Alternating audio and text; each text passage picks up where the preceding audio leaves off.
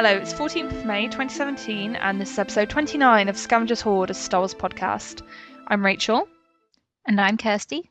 We're here to deliver a regular rundown of Star Wars news, analysis, and commentary, with a focus on the sequel trilogy and the future of the saga. So, Kirsty, how has your week in Star Wars been?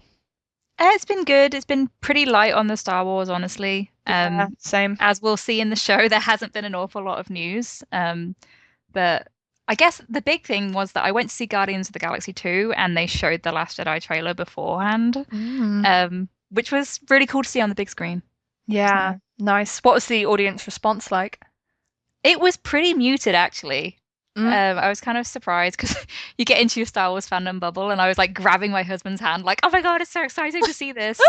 Because obviously I am really excited, but everyone else was like, "Meh." Yeah. Like, I don't know. I don't. Even though I love the teaser, I also understand why it might not excite other people Yeah. who are not super into it.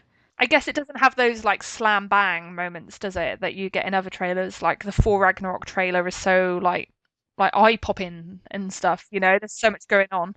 Yeah, they showed that one as well, and you could really see the difference in the reactions. Like everyone was whooping and cheering for that one and laughing along with the jokes, whereas I mean there aren't any jokes in the Last Jedi. It's a teaser, right? So Yeah. it doesn't really give anything away, but it's just kind of somber, Yeah. right? I guess it's just a bit of a bummer, isn't it? It's not like there's a Chewie, we're home moment in the Last Jedi trailer.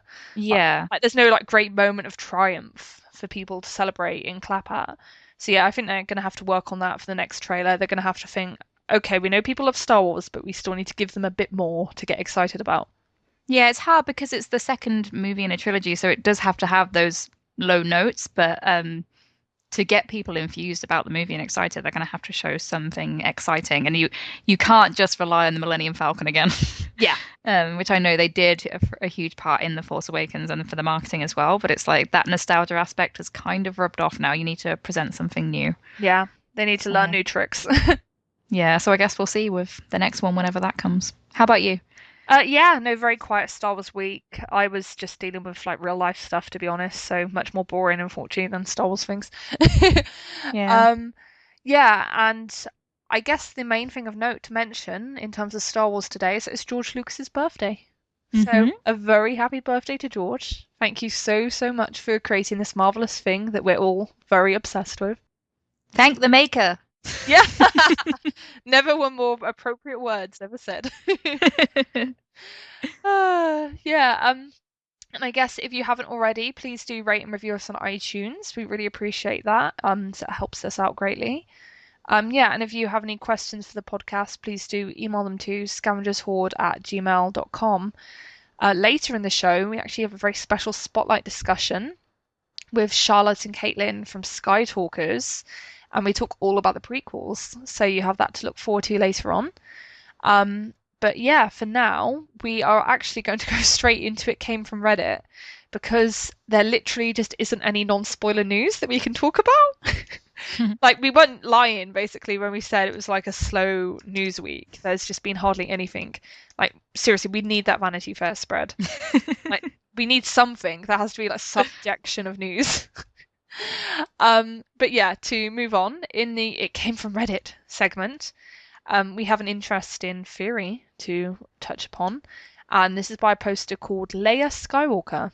And it's actually a really interesting idea, in my opinion. It suggests how this sequel trilogy could actually work as part of like an overarching 9-part saga rather than just like a movie in its own right or just as a sequel to The Force Awakens.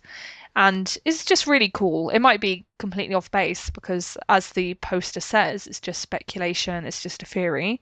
But I felt it was interesting and worth bringing up because I believe in recognizing and celebrating like reasonable ideas. Basically. So not like Snoke is Mace Windu or something. Could happen. It could happen. Anything could happen in Star Wars. That's what keeps people excited. So yeah, so certainly shouldn't poo-poo people's ideas. Right, so yeah, there's just a bullet pointed list here, and it goes like this. I guess Luke and Ben slash Kylo are dealing with the real meaning of the Chosen One prophecy as much as we do. I believe that Ben became Kylo because, deceived by Snoke, He came to the conclusion that balance meant no more Jedi and Sith, as many of us have done. Therefore, he killed the rest of Luke's students, believing this had to be done to fully accomplish his granddad's task. But since Luke is still alive, Kylo still has to kill his uncle to finish what you started. That would explain why people at Lucasfilm have pointed out so many times that Kylo and Snoke are not Sith Lords, why for Kylo to find and kill Luke is personal, why Snoke just wants the Last Jedi out of his sight, why Kylo wants Luke dead because he believes it is his personal duty to accomplish Anakin's destiny. As said, this could be the way Ben Kylo's dealing with Vader's legacy. On the other hand, Luke may have thought for years that his father did accomplish the prophecy by killing Palpatine in Return of the Jedi. He thought that it was his duty from that moment on to raise a new generation of Jedi, as Yoda told him to do, but when Kylo turned and killed his students, perhaps Luke thought he had it wrong. That happened because the real meaning of the prophecy was that the Jedi too had to end, but they didn't. Therefore, the Temple Massacre was inevitable. That had to happen because the Jedi had to end in one way or another. In other words, perhaps it's only then that Luke came to the same conclusion as Ben Kylo, even though it sorrows him. If so, it makes perfect sense, or even more sense, what Han said, Luke feels guilty, because if Luke had understood this truth before, then he wouldn't have trained other people and they would still be alive. And maybe his nephew wouldn't have turned, because there would be no cosmic need to fully accomplish Anakin's task as the Chosen One prophecy required. But enter Rey. She's the ray of light that has to help Luke see things differently, to restore his Jedi sight. That's the refined Jedi sight of the Journal of the Wills. The grey is what must be resolved, the problem, the difference, light dark made right, the true and deeper meaning of the Chosen One prophecy. So yeah, there's lots of ideas in there. What did you make of this, Kirsty? I think it's really interesting because it is, as the poster says, kind of the debate that's going on in fandom right now that like what is the balance? What does that mean? Because people have conflicting ideas and obviously the teaser threw up like this idea of having the light, the dark, and the balance. So it's something that fans were talking about because obviously in the original trilogy in the prequels you have this emphasis on Anakin being the chosen one and then the balance being restored supposedly when Anakin sacrifices himself, kills Palpatine, and then dies. Like that's the idea of ending the Sith and restoring balance because there are no more Jedi, but then Luke becomes a Jedi. So it kind of arguably throws it off again. Mm. But I think it's really interesting because the theory, like, just say that it's true and this is what's going to happen, it Mm-hmm. does kind of line up with everything we've seen, right? We Yeah. have this idea that Kylo feels the pulse of the light, but is staying on the dark side because he feels he has this mission that he has to accomplish. Mm. And he's not just being evil for the sake of it. He feels that he genuinely has to finish what Vader started. And Yeah. if that means to restore the balance, he needs to kill Luke Skywalker, even though he doesn't necessarily want to because he's his uncle, but the balance is bigger. Yeah. Yeah, it's just really interesting. It is. I think it's a really cool theory, and it's very impressive. Yeah, so it would make a lot of sense of Kylo's actions because they've said many times in interviews that he's absolutely convinced that he's doing something that's right and just and necessary. And I think this would fit into that picture because it is something so much more than like the personal in this case. Like it's actually a question of overcoming like personal attachments and the love for your family in order to do what you sincerely believe is right for the galaxy in like the greater scheme of things. Um, and yeah, that just lines up well with my personal understanding of what's going on with Kylo's character Mm. because he definitely doesn't. He seems pained by what he's doing. Basically, he doesn't seem to get any enjoyment or pleasure from it. He's clearly doing these things because he feels there's no other choice, that this is the only way. And it's like when he tells Han it's too late, I get the sense that he's gone too far with this path, with this way of resolving things, that he doesn't feel like there's another direction for him at this point. Like he has to finish what he started because he's already gone so far. And yeah, like I think just the sheer magnitude of the things he's done, like killing the other students, killing his father, like doing all this awful stuff for the First Order, he has to have a very, very good reason for doing that, and this could be it. Yeah, and it's so interesting. I always come back to the scene with Han and Kylo talking on the bridge because you really do have this feeling that Kylo is being tempted to go home and abandon his mission. Yeah, And it's so interesting because it's like the inverse of everything that we've previously understood about the temptation of the dark side. yeah, It's like this idea of being tempted back to the light, which he innately feels, but knows he has to resist because there's something more important that he has to do, or what he understands as his mission. And we were saying, like, when the trailer came out, it's funny how now it looks like Luke and Kylo essentially want the same thing. They yeah. both want the Jedi to end. And Mm, how have they both got to that stage? And the story is going to have to answer that in some way. So this is totally a possibility in my mind. yeah, I'm not completely sold on what it would mean for Rey to be in the middle of that. 'Cause I know that they're going to have to navigate it somehow, that Rey is being just kind of thrust into this conflict between the Skywalkers. But she has to have a meaningful impact. yeah. And is she just going to kind of serve as this ray of light for Luke, or is there going to be something bigger with who she is and what she means for the galaxy? Yeah, I guess it's just this fear you don't want her to be like the Star Wars equivalent of a manic pixie dream girl. Exactly. Yeah, Like she can't just be the muse for the Skywalker men. Like I'd be really disappointed if that's just kind of her purpose. As the protagonist, she has to affect change on her own. So yeah. And I think she can't just be like a tool in their journeys. She has to make decisions, I think, that change their journeys. Like it has to be coming from her rather than like them acting upon her and like being inspired by her and responding to her. Like it needs to be about what Rey does as much as anything else.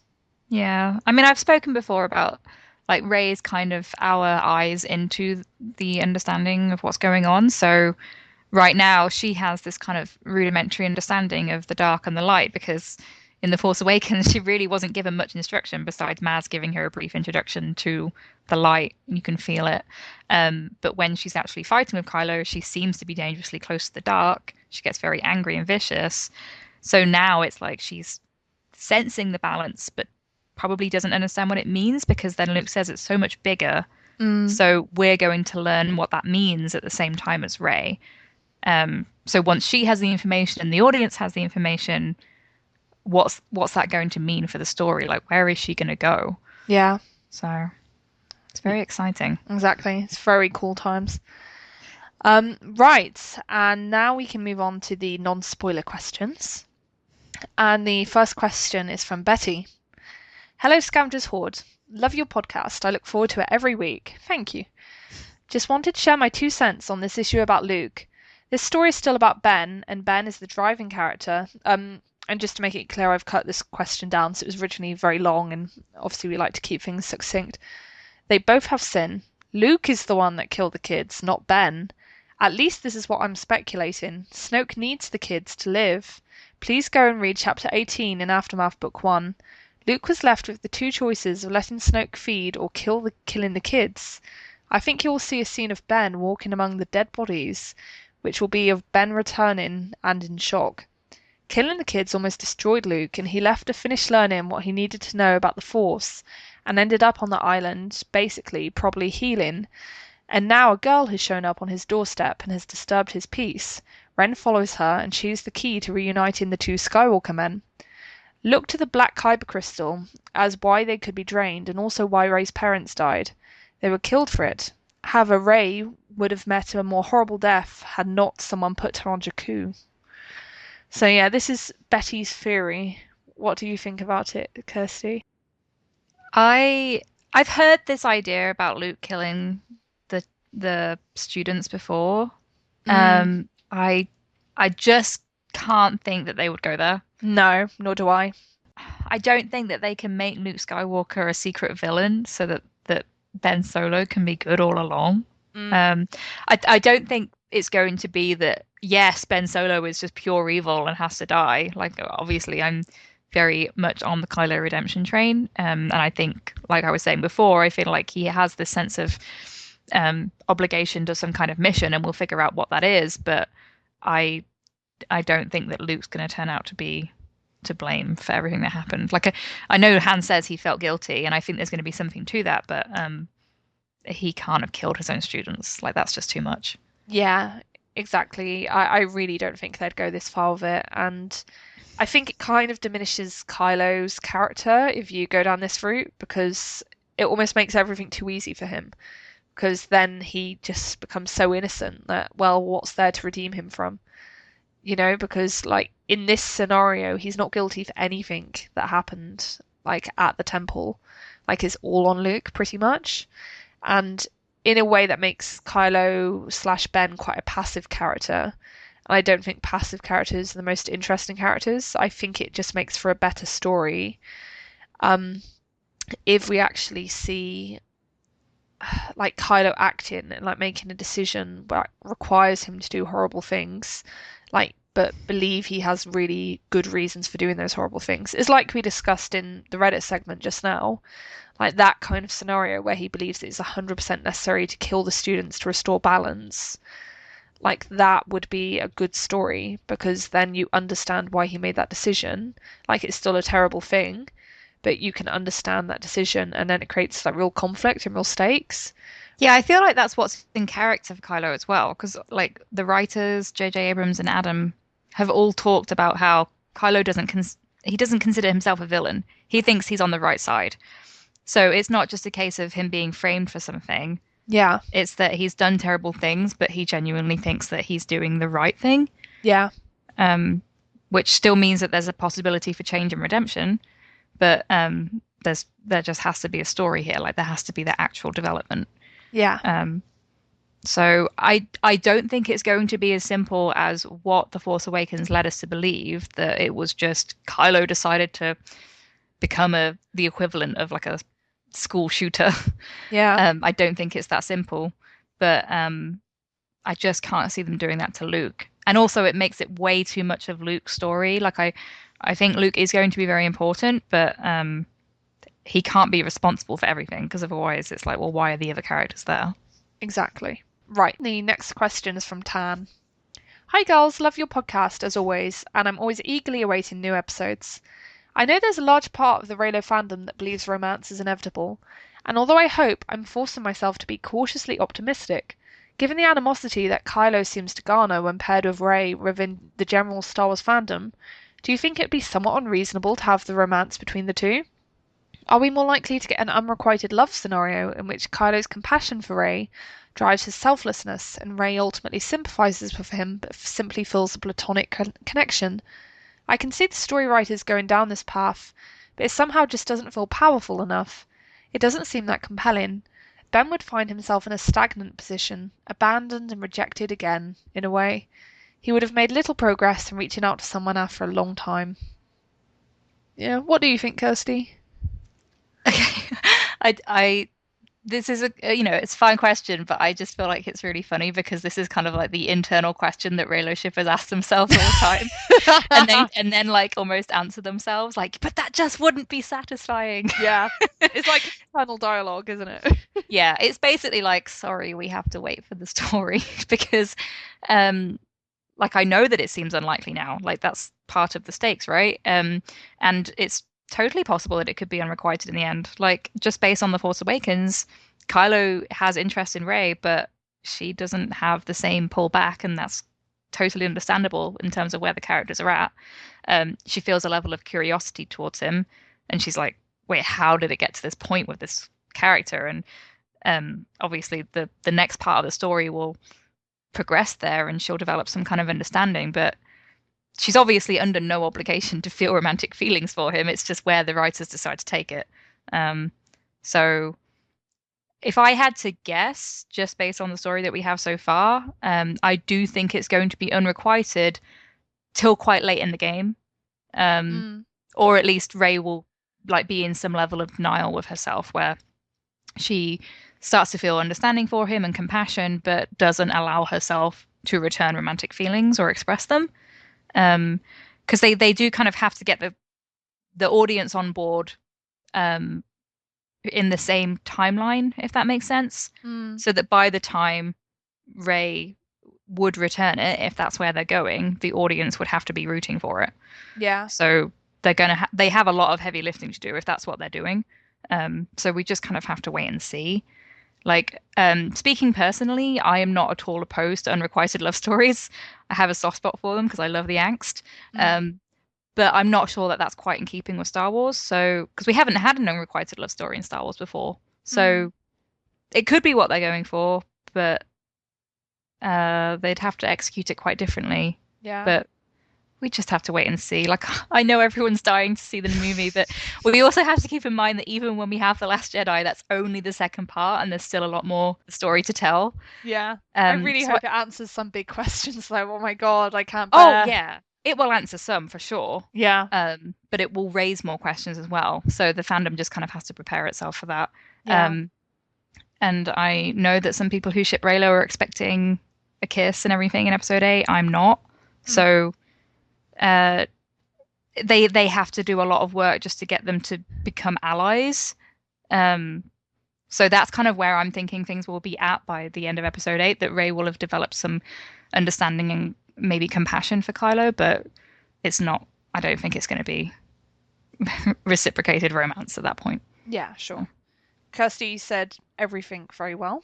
I'm more optimistic than she is. I think they'll probably ramp it up a bit faster than Kirsty believes will be the case, but Kirsty's probably right because she's much more cautious, and it's generally best to be cautious Well, about these it's just things. so hard to tell, Yeah, yeah, you yeah. know, like Like we obviously, I'm not have. like nailing my like prediction to a post or anything and saying this is my immutable belief in what will happen.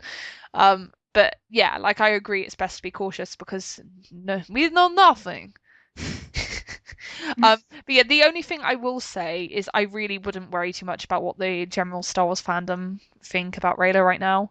Like, yes, there is a lot of hostility towards it in general fandom circles, but if you had said to people in 1978, Darth Vader is going to be Luke's father, people would have been absolutely horrified and completely disbelieved you. No one would have accepted that. And yeah, I think Reylo obviously it wouldn't be a family connection, but it would be a shocking connection between two characters that no one had anticipated. And I think we'd see like a similar like tidal shift in people's perceptions of it based on the events of the next movie.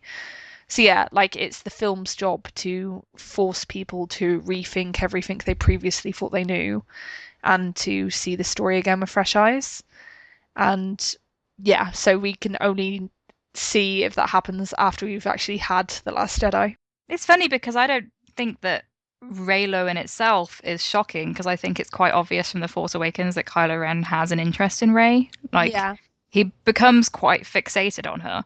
And I think it's only really the prevailing theory that they were related that kind of got in the way of some people seeing that. But the big question for me is just how they would get Rey to reciprocate if that's where they're going. Yeah. So in my opinion, like one-sided Reylo is already a thing. It's just a case of developing that and what it would mean for Kylo's arc as a whole. Yeah. Um, But obviously, quite a few people did see that, but I'd say the vast majority of people didn't. yeah, It's true that that's mostly because people were blinded by the expectation that Rey was going to be related to Kylo.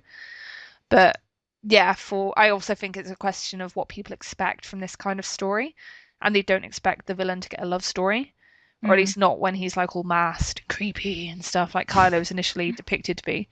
So yeah, I think it just turned expectations on its head, and people didn't know what to make of it.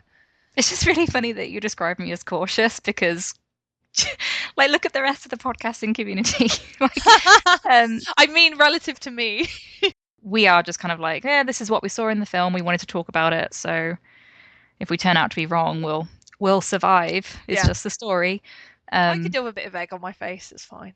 Yeah, people shipped Luke and Leia for 6 years. Yes, So I think we'll be okay. they'll survive whatever happens.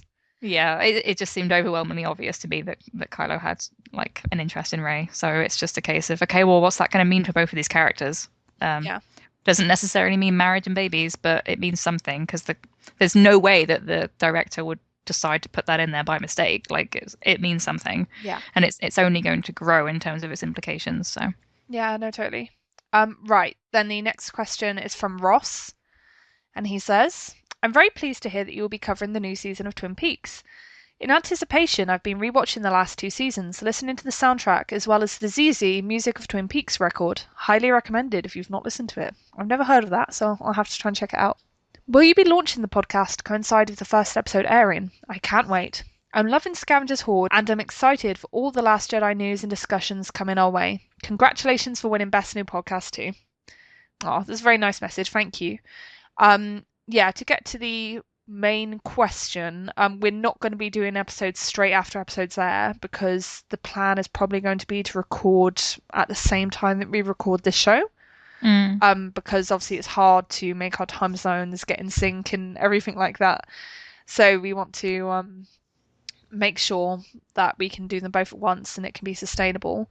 So yeah, there would be like a bit of a delay between the episode airing and our response to it coming out, unfortunately. But yeah, we hope people are still interested. Yeah, and please don't expect like discussions that are as in depth as our Star Wars ones because we're going to have to be a little bit constrained by time. Yeah. So it will probably be just a quick recap, and because it's going to be relatively close to us watching it, it's not going to be like with the benefit of hindsight and time that we've been able to discuss Star Wars and The Force Awakens. Like, you know, we've dived into that quite deeply, but the Twin Peaks stuff will just be kind of like our thoughts on the episode. So yeah. Where are you in your rewatch, Kirsty? Have you got further than you were last week? I just finished season 1, so I know I'm really slow. I've had so much other stuff going on. No, it's fine. I'm going to try and race through season 2 this week. So. Yeah, I'm on the penultimate episode right now. So yeah, Miss Twin Peaks, including oh God, what's Eye Patch Woman? What's her name again? Nadine? Nadine, thank you. Sorry. Yeah, and seeing Nadine compete for Miss Twin Peaks is, I must say, quite hilarious. Oh God, she's amazing. She is amazing, and is also the episode where she's like squeezing Mike's hand, and she squeezes it so my fiercely, gosh, yeah. he literally screams in pain. And yeah, it's so unique to Twin Peaks. I love it. But yeah, I'm so excited to watch the final episode. I'm probably going to watch that straight after we finish this. So yeah, awesome times. I was watching more of it last night and I was just laughing so much. Like I'd forgotten how funny the show is. Yeah. Because it's really spooky and creepy, and obviously it has its very sad moments, but also a lot of the sad moments are pretty funny, and I can't always tell if it's intentional. Yeah. Yeah, it's got everything, the show. Like if people haven't watched it, sorry if we're boring people because we keep talking about it, but please watch Twin Peaks if you haven't. There's nothing like it. Yeah, it's really special. Right, the next question is from Maylan. Hello again, ladies. I just want to say that I really enjoy your thoughts and speculations on where the story is headed. I literally agree with everything. As we get closer and closer to The Last Jedi, I just feel a sense of dread. I start doubting all the amazing evidence the Reylos and pro-redemptionists have put together. The biggest reasoning for that is Pablo Hidalgo, who seems determined to suggest that Kylo was born bad, that Snoke didn't really influence him as much as Leia thinks. And while he is conflicted, there is a price to pay for being on the dark side. I know he dislikes the character, but just the thought of the Skywalker line ending in tragedy and Leia losing her son to either death and continued darkness just seems too depressing. The fairy tale I want to see, and most people I know want to see, is the heroine succeeding in bringing this broken family back together, but maybe I'm hoping for too much. So I guess my question is, why would they put such mystery into a dark character's past? Why hide it if it ultimately didn't matter in the end? If Kylo was born bad, like Pablo is saying, why do books like Empire's End elicit such sympathy for Ben Solo? Why give Kylo conflict? Why make him relatable? Why make him have compassion for Rey? Are they playing with us? Leia says there's still light in him, I know it. But then later Pablo tweets, just like a mum to say something like that. It's all just kind of infuriates me. If Leia is wrong, if Han died for nothing, and Kylo is just going to stay dark, then he should have been written much differently. How do you guys feel about this? I think most of those tweets from Pablo are actually really old now. And I think they're also mostly for laughs. Like Pablo just has a sense of humor in his tweets. Yeah. And it might not be a sense of humor that lines up with the reader's sense of humor, but I just don't take it too seriously. Yeah. I don't think people should take Pablo's word as law. I think he himself has said, "Don't take my tweets too seriously, please." So it's just his personal Twitter account. It's not he's giving away the direction of the story or anything on there. Unless he's giving a categorical answer on something, confirming what's canon and what's not, or oh, this ship that you see is actually this, or did you see a lightsaber in this scene? Mm, Just kind of err on the side of assuming that he's shit posting, basically. yeah. Like, I love Pablo. I think he's really funny, but he doesn't value the same things in the story necessarily that the various audience members are going to, because everyone likes Star Wars for different reasons. And he's said quite clearly before that his favorite kind of villains are people like Palpatine and Jabba who love being villains and relish in being evil. Yeah. And that's not at all what Kylo is. And he's actually referred to him as like a tortured anti-hero, which Mm, is good for people who think that Kylo is going to be redeemed. yeah. Like, and that's what we're seeing now. We're seeing that shift from like masked evil Kylo in the TFA marketing to tortured anti-hero of the TLJ marketing, right? So Yeah. just kind of, I know it's hard because people get really invested in the story, but just kind of relax.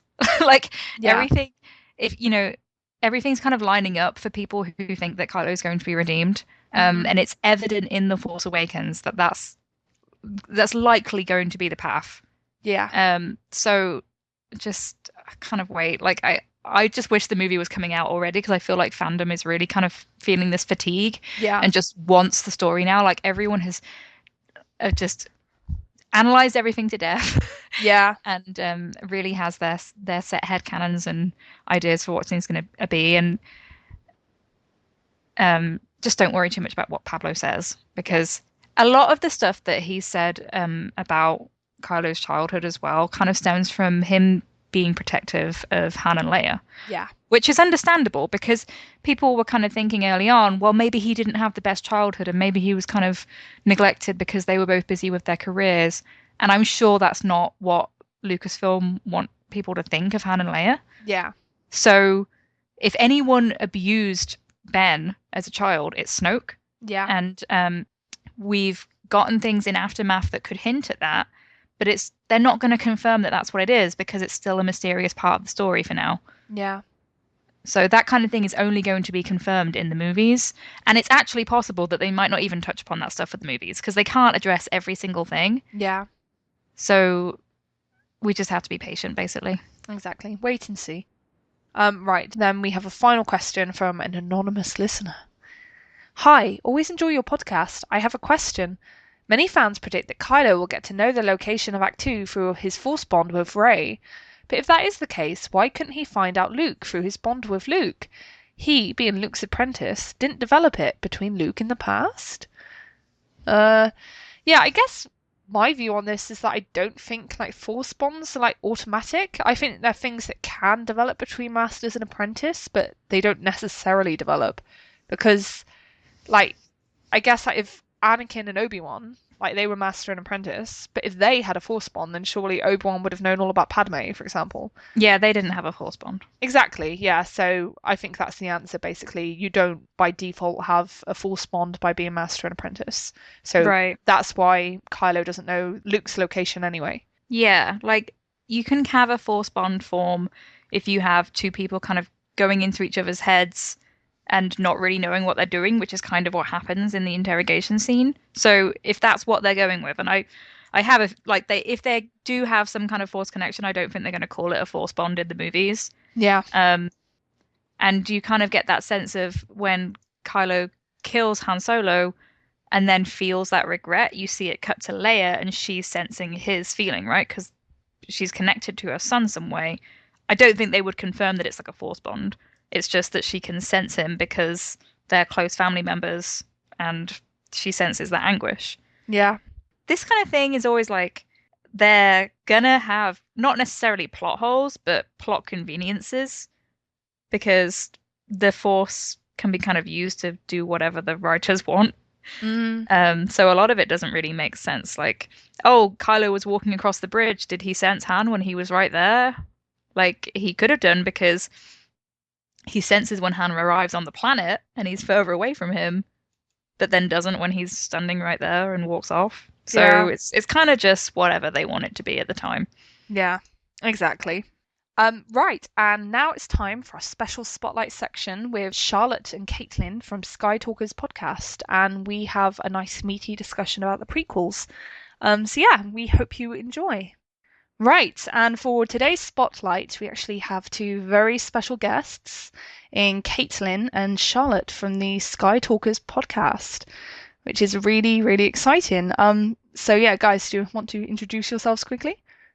Yeah. Hi, I'm Charlotte, and I'm one of the co-hosts. Hi, everyone. I'm Caitlin, and I'm the other co-host. Yeah, thank you so much for coming on, guys. We really appreciate your sparing your time for this. It's really awesome, and we're actually really excited to talk about the prequels because it's something we haven't really touched upon that much before. So yeah, we're really keen to have that discussion, and you guys seem like really great guests to have on for that because we know that like you're big on the prequels, like which is Yeah. awesome. So yeah, I guess just in the first instance, could you just tell us a bit about your history as a Star Wars fans and why you started a podcast together? Sure. So as a history as a Star Wars fan, I was first introduced to the series when I was like 8 or 9. And then I really got into it when I saw Revenge of the Sith in the theaters when I was about 11. Mm-hmm. And I don't know what it was. I think I was going through puberty and like hormones, and I was like really into the drama of Revenge of the Sith, Yeah. So I was like totally captivated, and I became fully obsessed with Star Wars then, and I haven't looked back since. But Caitlin and I started the podcast because we've talked about Star Wars on each other's answering machines for like 10 years. And it was Yep. like and it was like about time that we started to put all of our Star Wars conversations and theories into one place. That's like a great motive. I think that's why Kirsty and I did a podcast as well, because we just had so much to say about Star Wars that we feared we were going to drive our nearest and dearest mad by just talking about it incessantly. So Yeah. it's time to Yeah. start a podcast. Well, about 2 years ago, I had a job where I had about an hour and a half commute every day, and I would just start recording these really lengthy voice memos on my phone about Star Wars and like rants about Star Wars and things I wanted to talk about because I knew Charlotte was busy and couldn't talk to me. And so then I would just send them to her like in these mass like voice memos of like 15 minutes long of me just like going off about something random. So we definitely needed to start a podcast. But Charlotte was actually the one who introduced me to Star Wars.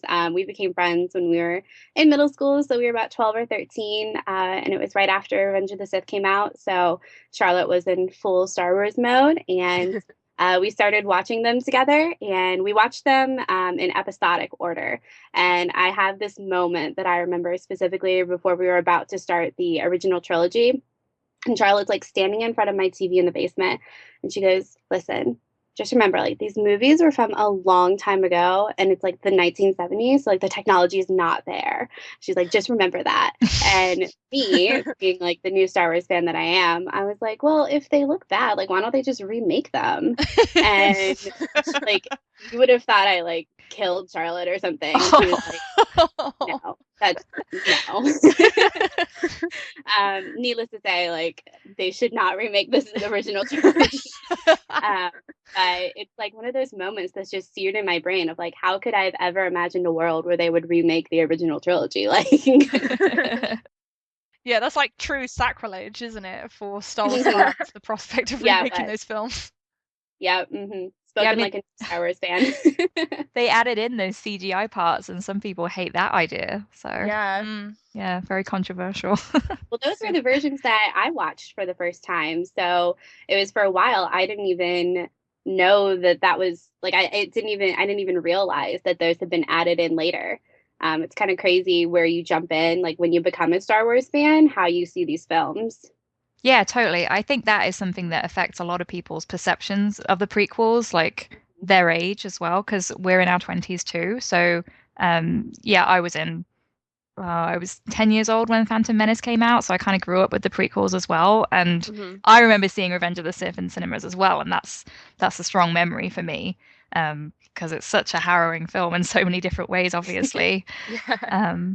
But yeah, I think some older fans, and I'm thinking actually of my mother-in-law right now because it's Mother's Day maybe, but she has such a problem with the prequels still, like, and I know that that's quite a common thing for some older fans. They are divisive and controversial for people. It's a very interesting discussion to have. Can you guys remember like conversations like about Star Wars, like in the playground generally? Was it like a popular discussion point, or was it still more like of a niche thing at that stage? I guess the prequels were still very much in the public consciousness because, like you say, Revenge of the Sith had just come out when you were getting into them. But yeah, I was just wondering, was it like widespread talk about it, or was it still seen as like a nerdy, like geeky side project thing? Well, it's really funny because I always try to think back about like the specific memories that I can tie to Star Wars or like conversations I had when I was younger about like Star Wars or anything. And I remember when The Phantom Menace came out, I think I was like 5 or 6, and I actually I cried because the pod racing was too loud and my parents had to kick me out. But I remember when that movie came out and it was like such a huge deal, you know, and like everyone was going. And I remember specifically actually sitting in like the first row because it was so crowded of the theater. And but we did play Star Wars on the playground and talk about it. And even when Revenge of the Sith came out, school was winding down and everyone was really talking about when they were going to go see Star Wars and if they'd seen it yet or anything like that.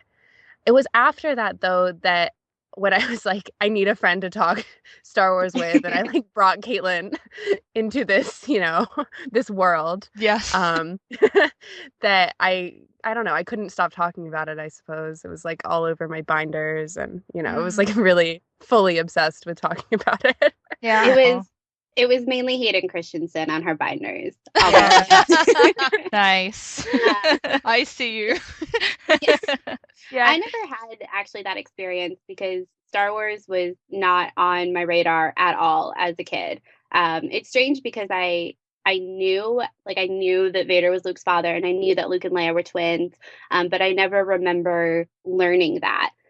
So really, I don't ever remember playing Star Wars on the playground or people talking about it because it just wasn't a part of my life as a kid. So becoming friends with Charlotte was really like, I was like, oh my God, like what is going on in this world? Like everyone is talking about this. But I remember like in our 8th grade year, Charlotte, I feel like we were the only ones who talked about it. And I don't know if it was because we didn't think anyone else would want to talk about it, but I just remember like you and I like sitting in the gym, like just talking about Star Wars and like no one else around us. Yeah, that captures the situation quite well. So I think these things, they are like cultural phenomenons, but that's only true for like a brief period, like surrounding the movie's release. So like the few months leading up to it and like the few months afterwards. And then just for most people, like it fades from their consciousness and they don't talk about it anymore. They don't think about it that much anymore. And I think that's when you know you're hardcore of like after 8 months after the films come out, you're still obsessively asking yourself questions and you've just got Star Wars, Star Wars, Star Wars going through the brain. That's like when you know, I think. Very true. Very true. What I really love about your podcast is that you can tell that you've been friends for such a long time. And it's really cool that you became friends, like introducing each other to Star Wars and that I don't know, you just get this impression when you're listening to this show that it's like, you can tell that you guys talk about Star Wars all the time together and it's become a really big part of your friendship. Like, I think that's awesome. Yeah, thank you. It's really funny sweet. Because Caitlin and I have had a lot of like individual Star Wars experiences together. We've never had a place to talk about them or like blog about them. And now we finally get to like unleash all these things, you know, like our first like Clone Wars experience in the theater. And like there's so much we haven't talked about yet. It's funny. Yeah. Yeah, it's like 10 years of all these built up conversations and it's like, let's release it to the world. So you have this big backlog of ideas that you need to get through. Yeah, exactly. Okay, so let's dive a bit more into the story of the prequels. I was wondering if you guys could tell us, like, do you have a favorite character and a favorite moment and that sort of thing? Well, I'll start. My favorite character from the prequels is Obi-Wan, and probably Ahsoka if she counts. I don't know if Clone Wars counts in this discussion, but Obi-Wan, like from the actual prequel films, is probably my favorite. I really love his relationship with Anakin and with Padme and just like watching his journey through all 3 of the films. I think there's so much of his story that we don't get to see, but you kind of feel the weight of everything that's happened to him throughout, especially at the end of Revenge of the Sith.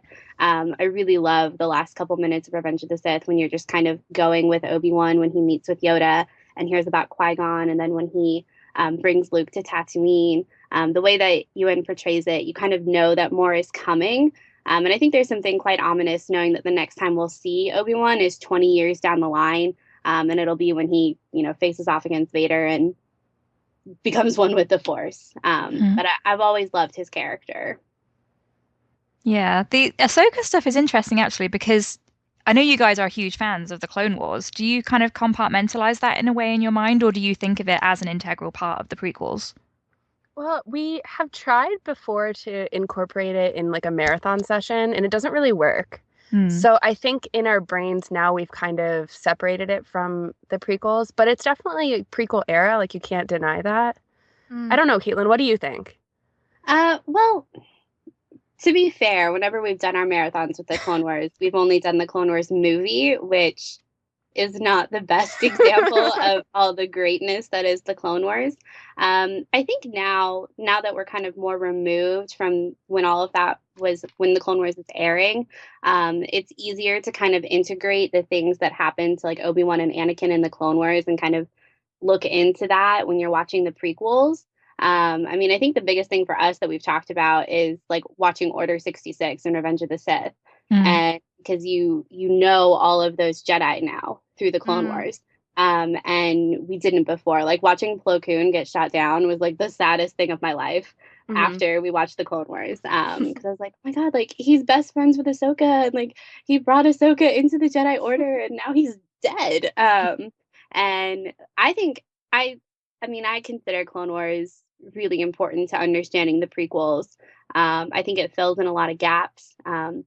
I think Ahsoka is a great foil to Anakin because Ahsoka's journey, her leaving the Jedi Order, is kind of what you had hoped Anakin would do. Like in a best case scenario, that's what Anakin would have done too. He would have done what Ahsoka did and just kind of seen the error of the Jedi's ways, and then he would have parted ways with them. But that's not what happened. So I think you got to talk about Clone Wars when you talk about the prequels. Yeah, I mean, a lot of fans might not have seen it. That's the thing, right? Because I know a lot of people who have say that it really enriches their understanding of Anakin and everything that goes on. But there's also this weird thing with like Ahsoka that that they have this really critical master-Padawan relationship, but that's entirely missing from the films. I know. It's a bummer because I think the Clone Wars had the advantage of expanding on what we want to see with Obi-Wan and Anakin's relationship, and also introducing a new relationship with Ahsoka and Anakin, so therefore expanding on Anakin's character. So then when his fall to the dark side is more like interesting and there's a lot of weight there. But when you don't see it, I think, I don't know. I think it's really good for fans to see, and I think that people should look into it. But I understand if they don't because it's so long. There's a lot of stuff to get through, and it's out of order, which is really confusing. Yeah, it's a little hard. Yeah. So I understand. It's definitely worth it because I think when you look at Anakin's trajectory through the prequel trilogy, and really through the whole saga, I think it adds more weight to it, like you said, Charlotte, because you kind of get this opportunity with Ahsoka to see how Anakin might have been as a father, to see him like really bringing up a younger person and really caring about that person and going to the ends of the earth to protect and save this person. And then it all falls apart on him at the end of the Clone Wars, at the end of season 5. And you kind of you get a little glimpse of what he might have been like with Luke and Leia. And you kind of realize that he'll never get that opportunity. Never did get that opportunity. Oh my gosh, you're breaking my heart. Star Wars is all tragedy. Yes, I must say, I must confess, I haven't seen the Clone Wars, and it's like a question of time for me because, like you said, there's so much of it to watch. And there's also the question of, I know there's like an ideal viewing order for it, but I have the Blu-ray box sets of series 1 to 3, and as far as I'm aware, they're not in the right order. Yeah, in terms of how the episodes are structured, and it's just like, oh man, so do I need to like laboriously look up some kind of list and cross-reference to make sure I see it in the right? Yeah. I honestly don't think you do. It's fine. Like you can you can watch it and then like go back and be like, oh, like this one is supposed to be here. Like that's where this is in the timeline. You don't necessarily have to watch it in order. I mean, like it's interesting to do that, but it's so hard. Yeah. Yeah, especially if you're not watching it all consecutively, because sometimes, like when we were watching it week to week, you'd kind of forget what was going on in the bigger picture of the war. Which I think that's what the chronology is really used for. So if you're not as concerned with that, then I don't think it really matters to watch it in the correct order. For me and for Charlotte too, I think we always watch it for the Anakin and Obi-Wan episodes, and like the Anakin and Padme episodes, and like Anakin and Ahsoka and the Ahsoka episodes. That's like what we watch for. Not so much the Jar Jar Binks and the droid episodes. No, actually, you know what? Those are kind of funny. So and there's merit in them. There are some Nice. really good droid episodes. Like there are some standouts. Like there's a droid called Goldie that is like a double agent. Wow. And it's like it's a crazy episode. That is a great droid name. Goldie. Yeah. That's what Ahsoka called him, was Goldie. That's really nice. I know that Obi-Wan was one of the favorite characters mentioned, but who is the other favorite character for you guys? My favorite character is Padme. Nice. And if you've ever like looked at my Twitter feed, like my favorite character is Padme. I know that like she's pretty controversial, and I feel like I'll defend her forever, but I'm not sure, and I'm not sure if I'm just like was always really felt like a kinship towards her because she was the only female speaking role in Revenge of the Sith when I first saw that, and I got really attached to it. But I think that her character goes through so much, and it's so weird because if you look back, like literally everything she says in Attack the Clones and Revenge of the Sith is true. And she, I don't know. I love her. Same. Yeah. I think she has some of the most powerful moments in Revenge of the Sith. Easily, like when she confronts Anakin on Mustafar, that is some really like dramatically intense stuff. And if you saw it when, like, did you say you were 11 when you saw that? Yeah. Yeah, like I can totally understand that having like a massive impact because it's so like overflowing with like emotion, and it's like melodrama at its finest. And like I mean that in like a complimentary way. I love melodrama. I love it when everything's like amped up to the max. And that is what's going on in that scene, because it's like broken hearts, like on a volcano planet. Yes. And there's something get quite any more special. dramatic. Exactly, yeah. Like it wasn't going to happen in like a staged, like grey panelled room or something. No. I'd have like spurting lava coming out from the background. It's great. So how do you guys feel about Anakin and Padme's relationship? How that's depicted? And you can talk about the Clone Wars as well, of course. Oh boy. Okay. So Charlotte needs to take the lead on this. This is like her life. Okay. So their relationship is destructive. It's cheesy. It's not the best writing, but it is my favorite ship. And I don't know, like they're not right for each other. I think that they wouldn't have stayed together post Revenge of the Sith if Anakin hadn't turned to the dark side. I think they have a lot of problems, and I don't think the films really set up why they were attracted to each other very well to begin with. But I think you can read into it and figure it out for yourself through like books and, the Clone Wars and everything. And I really do think that the Clone Wars helps piece together some of the mass opinions about their relationship.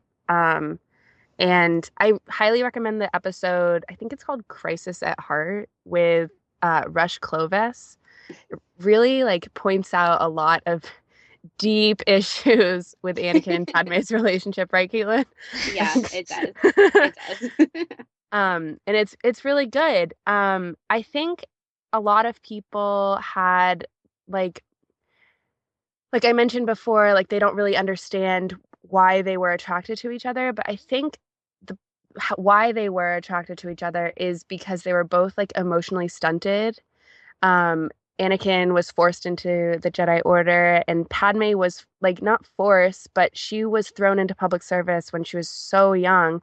So when she finally gets the chance to, settle down and calm down, there's this guy who's like obsessed with her. And like, wouldn't you be into that as well? I don't know.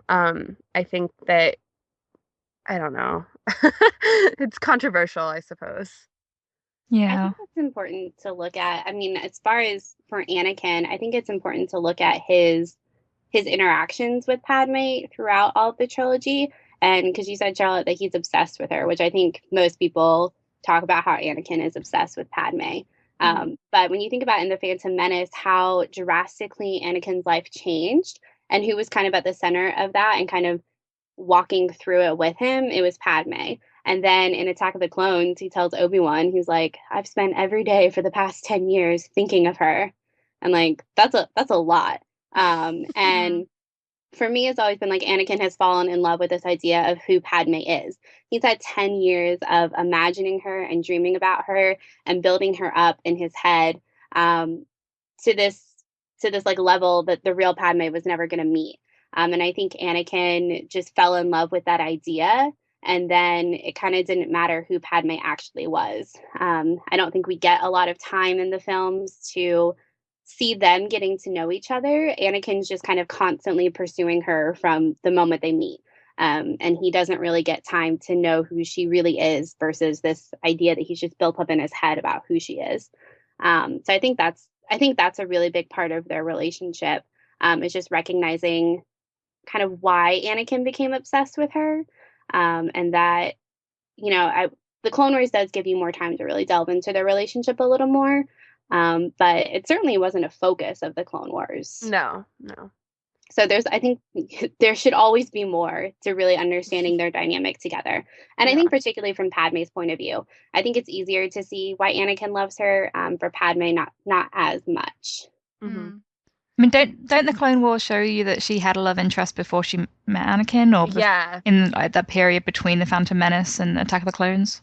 Yeah, that's what I was saying before, those episodes with Rush Clovis. I think it's season 6, and you can watch them even without watching like a lot of the other Clone Wars stuff. But it's really interesting because their relationship, Anakin takes like a really destructive turn, and it's like it's really interesting. I'm not going to spoil it, but you should watch it. It's all on Netflix. I have seen a few Clone Wars episodes, and like I think I might have seen like the first 3, and it's some kind of adventure where like Padme gets in trouble, and Anakin and Obi-Wan go and help her. I know it sounds incredibly vague, and I'm sure that describes several Clone Wars arcs. But yeah, I really liked seeing like Anakin and Padme in those episodes because it was really cool to see them interact like in a different context, like not just an exclusively romantic context, which is often the case in the films, but like to see them collaborating when they're like both in like peril and stuff. You do obviously get some of that in Attack of the Clones, like in the Battle of Geonosis and stuff, but it's like nice to just see them like back and forth and like having some banter and stuff. And like I get the impression that the Clone Wars like just gives you like a really like a much rounder picture of that relationship and like how they interact with each other. Would you say that's true? Yeah, definitely. Yeah, I mean, I think it is hard because there obviously is a disconnect. It's different actors, it's animation versus live action. So it is hard to merge those two storylines together. But I mean, for us, we've been watching the Clone Wars a lot. It's a little easier, I think. But I know it can be hard for people that aren't as familiar with the Clone Wars. Yeah, like it's funny because Kat Tabor is the voice actress, and I still don't really know how I feel about Kat Tabor, even though Padme is my favorite character. Like, I think that Natalie Portman's performance will always like reign as like definitive Padme for me, right, Caitlin? Oh yeah, definitely. Yeah. But yeah, Caitlin's right. There's like a slight disconnect, I think, but it's in terms of story, it's there. I really like to see Natalie Portman talk more about Star Wars recently. I saw her like bring it up in interviews and say she's thinking about showing her son the prequels, and then she realized it might be a bit scary because she was pregnant and she realized that her character in the prequels is pregnant and dies. And it's like, I might not want to show this to my small child. It might be slightly traumatic. So weird funny. Things you got to think about as an actress. It's really weird. Yeah, the prequels are a tragedy, right? Like that's the thing. They deal with some pretty heavy themes for children's movies. Like Revenge of the Sith is, yeah, that's got to be the darkest Star Wars film. Even though I know a lot of people reference Empire, but Revenge of the Sith is darker in my opinion. Yeah, it is. I mean, just by the amount of people that die in Revenge of the Sith, like Yeah. it is the darkest. And I think that it doesn't follow, like the prequels don't follow like the hero's arc at all. They, right? I'm right about that, I think. Right. Yeah. No, you're definitely right. I mean, Anakin does become like a villain, so Yeah, I guess you could say it's a version. So. It's more like Shakespearean, isn't it? I guess it's like this tragic fall from grace. Like, Well, and that's why it's interesting, because I think in a lot of other film series, it would just be the question of regurgitating like the same arc or the same like broad story, like just with some superficial like aesthetic elements changed. But I do think that George Lucas is trying to tell a fundamentally different type of story of the prequels, which is like the thing I admire and appreciate the most about them, because that is so much more interesting than just telling like another story about these like three young whippersnappers having like crazy space adventures and winning against the evil empire. So yeah, like I really like prequels for that. Yeah, and you still have that element of hope because you know that it sits alongside the original trilogy. So you know in the end Vader will ultimately be redeemed. Like, do you guys feel that how does it affect how you view the original trilogy now? Well, for me, Luke Skywalker is my favorite character of all time in Star Wars. So I kind of always look at every movie and how it relates to him and his journey. Because I think his is one of the most developed out of all the characters in the films. So for me, like the tragedy of Anakin's fall and the enormity of the whole Jedi falling and the Republic and everything really sets up how amazing it is that Luke is able to bring his father back. That this whole society has crumbled because of this thing that happened with Anakin, and Luke is able to bring him back from that. So I think for me, I kind of always look at the prequels as setting up Luke's journey.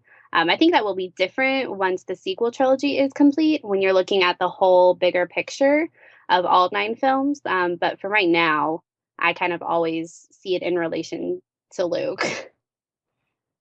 Yeah, I think that's a good point, because even at Padme's last dying words are like, there's good in him. She knows there's still good in him. And like that's echoed by Luke at the end. And I think by watching the prequels, you get that sort of reinforced that, yes, there is something about this family that they can be redeemed.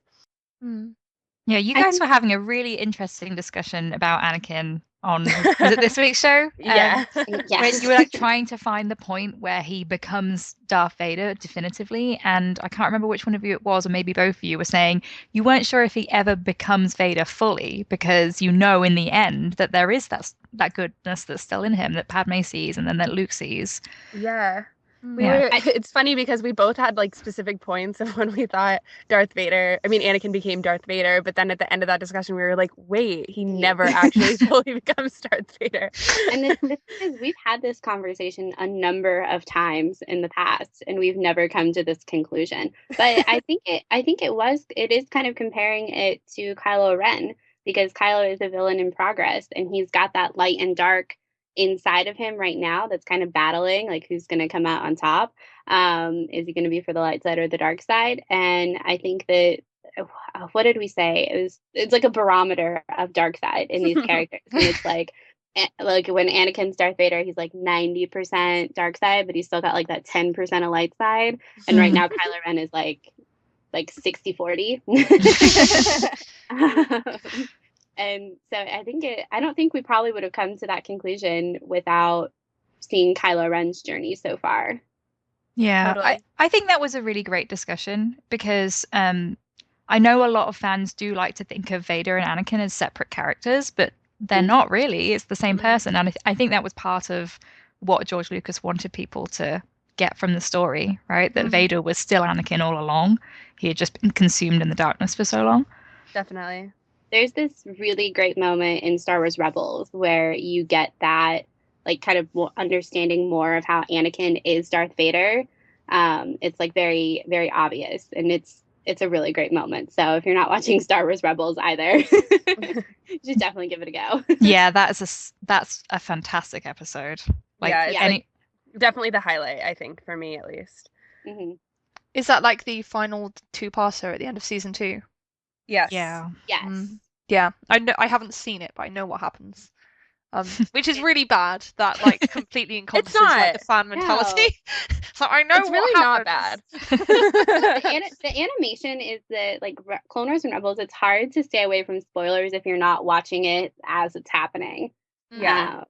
But that whole episode was just like when Ahsoka slices that mask off and you see like Anakin from the Clone Wars. That was like a moment for me where I was like, oh my gosh, like that is Anakin in Vader's suit. That's so crazy. Because it's like that it's Anakin, but there is like that break. He looks like Vader. He's got the suit on. It's James Earl Jones' voice. Like it's hard to merge them. But in that moment, I was like, wow, that is Anakin. Didn't they have an interesting parallel with some of the dialogue there? Yeah. There was Kylo talking to Han about like I destroyed Ben Solo, and he said like that Anakin was weak, so he destroyed him or something like that. Yes. Yeah, that was cool. Yep. Dave Filoni, man.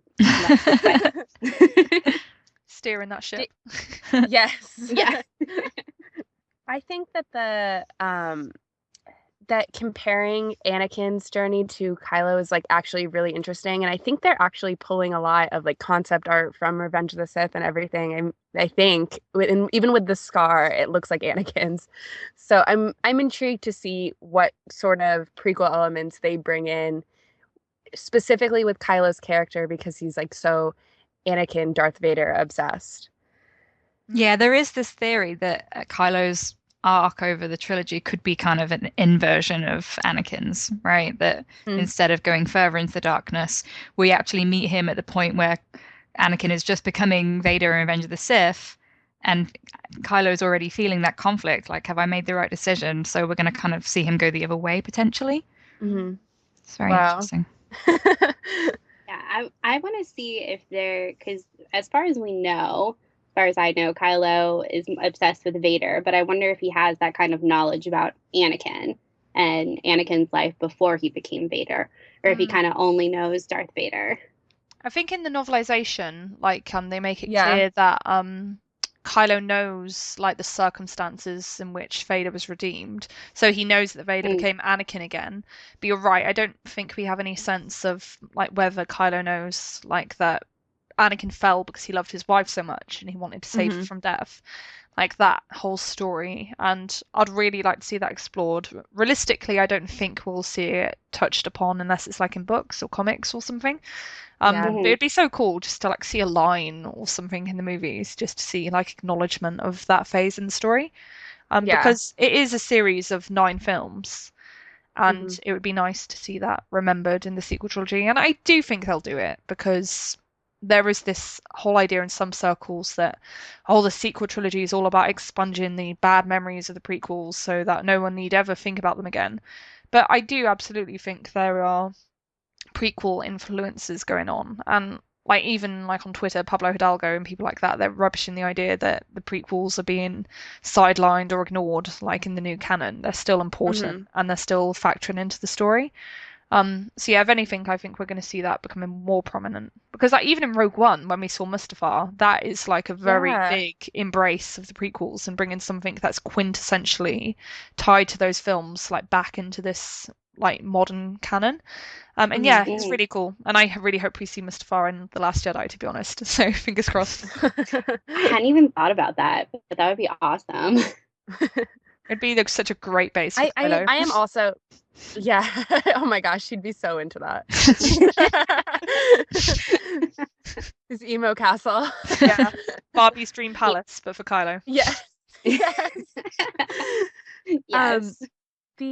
I was really encouraged by Rogue One's like aesthetic and inclusion of prequel elements. I think that, a lot of the criticism that's like, so touched upon and hit on the head, it's like almost exhausting at this point, about like that The Force Awakens was a rehashing of A New Hope. But I think that Caitlin and I talk about this a lot. The movie served a purpose to bring back a whole slew of fans, to the Star Wars community, and it succeeded, but it didn't like 100% forget about the prequels at all.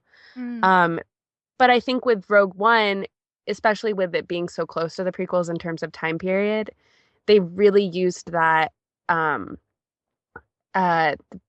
artistic, I don't know, look and a bunch of different vehicles and Mustafar, like you mentioned, to bring it back and connect it. And I think they really succeeded. I was really encouraged by it. Yeah, I was too by Rogue One.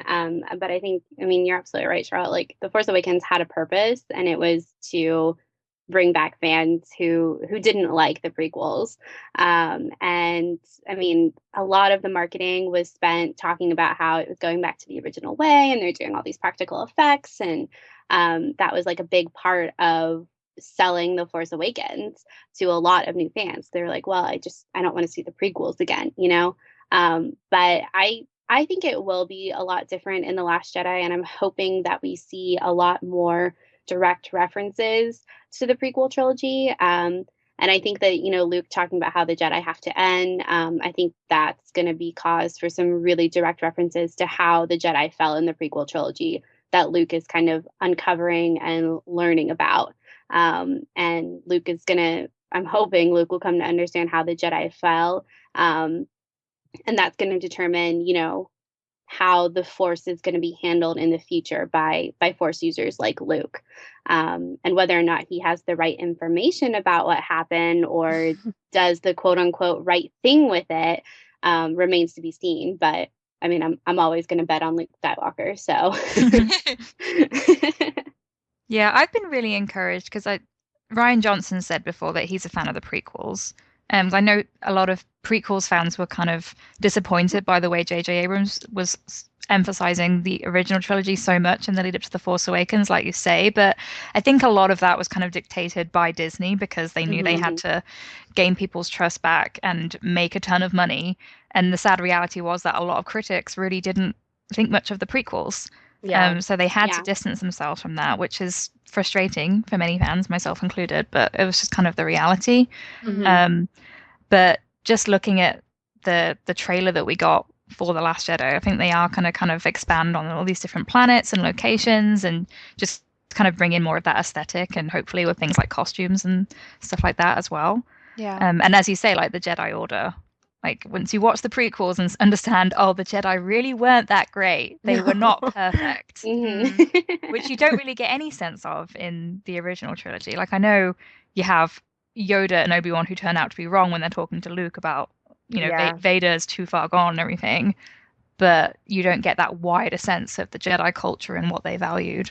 So I think that's a part of why people, like in some sectors of the fandom and like in professional reviewing circles, it's a part of why they didn't like the prequels. It's because between Return of the Jedi and The Phantom Menace, people had over a decade to build up all these expectations and ideas about like what the Jedi were and what they should be, perhaps more pertinently. And yeah, when the prequels came along, and it was basically like, well, the Jedi, they actually aren't that great, to be honest. They're mired in bureaucracy. They have their priorities all wrong. And yeah, it's just all this like muddying of the moral waters. And I think that settled some people, and it wasn't what they wanted from those films. And I think that played into the backlash against them. Oh yeah, absolutely. I mean, there's that saying that like expectation is the thief of joy, and like people came in with such these high expectations for what they were going to see, and it wasn't that at all. But when you think about it, it's like, well, you couldn't have a time when the Jedi Order were at their height, because then it wouldn't make sense that Anakin would fall and kind of take down the whole infrastructure of the Jedi. You kind of had to be seeing them at the very end of their golden era, if you will. It's just, for me, it's just sad that a lot of fans will discredit the prequel trilogy as less than because they're not the same as the original trilogy, and don't really take the time to really see all of the tragedy that has been interwoven into these films, and is really crucial to understanding the setup for the original trilogy. I don't think people look at those connections as much as they should to really see all of the depth that George Lucas built into the prequel trilogy. Like, what do you feel like the status of the prequel trilogy is now, like in Star Wars fandom? Because I've only been to one Star Wars celebration. That was the one in London last year. But Mhm. my impression then and my impression from like observing like Orlando this year is that there's just like this very wide embrace for prequel era stuff. Like Hayden Yeah. seems to have been greeted so, so warmly when he showed up at celebration. Like everyone Oh, loves yes. Hayden. Tears of joy. Yeah, and that's really, really nice.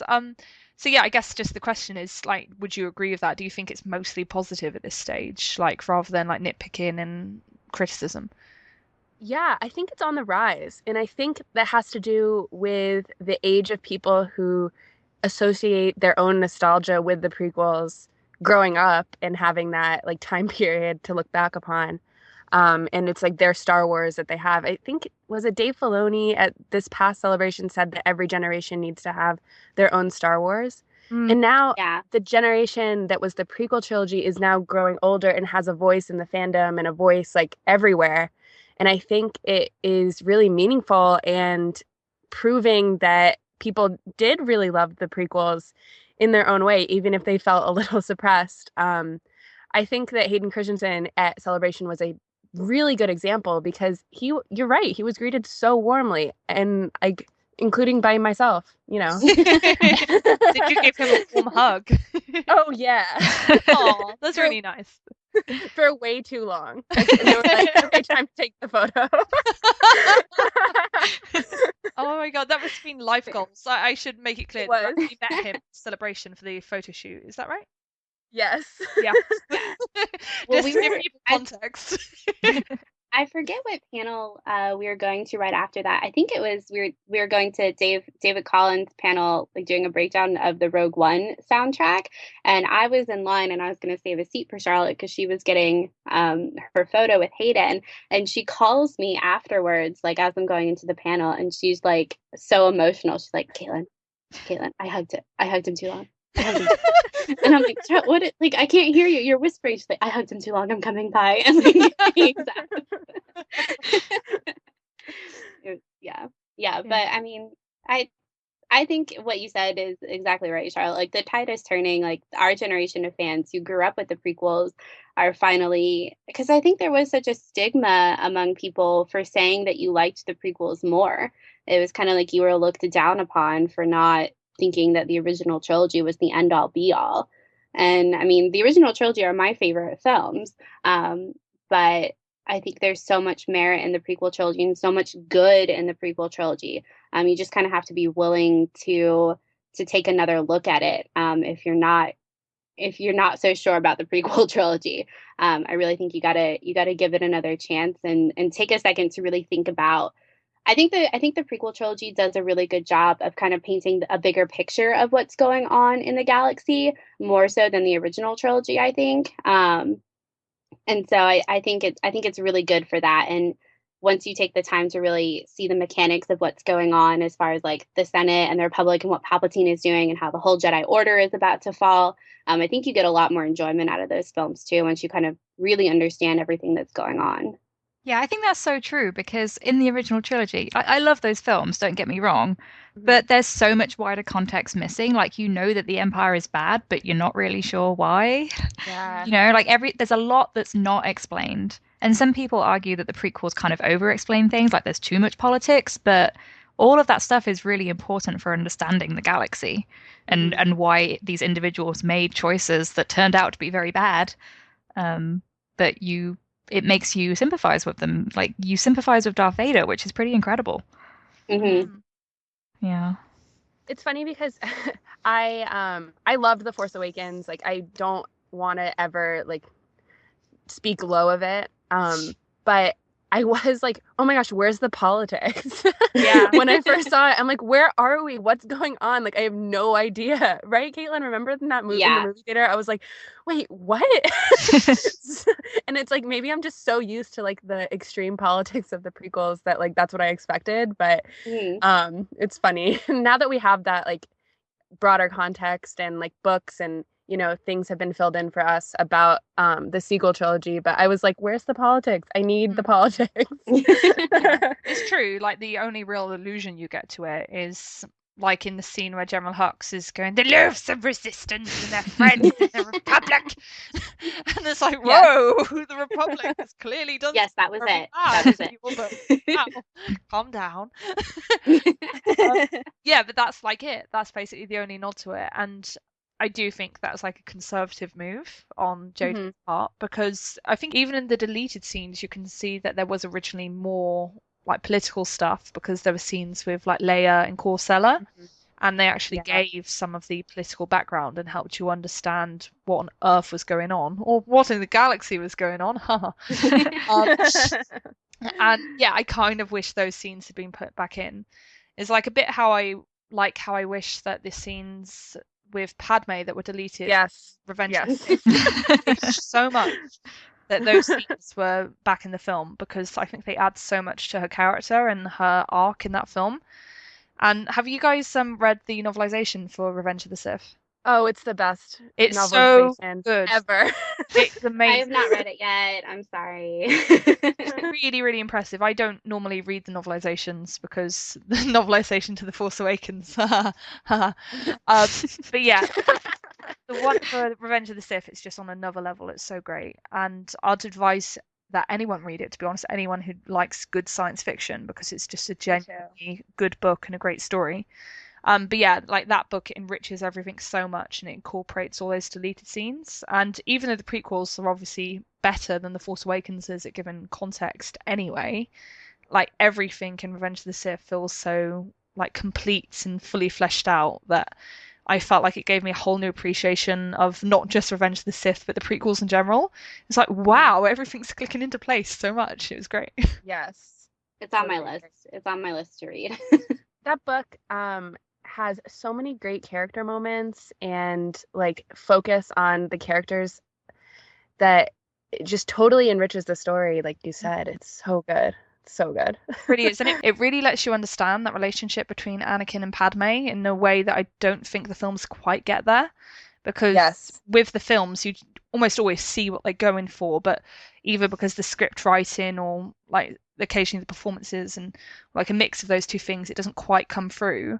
But in the novelization, because the writing's so good and you really feel these characters, you understand it all.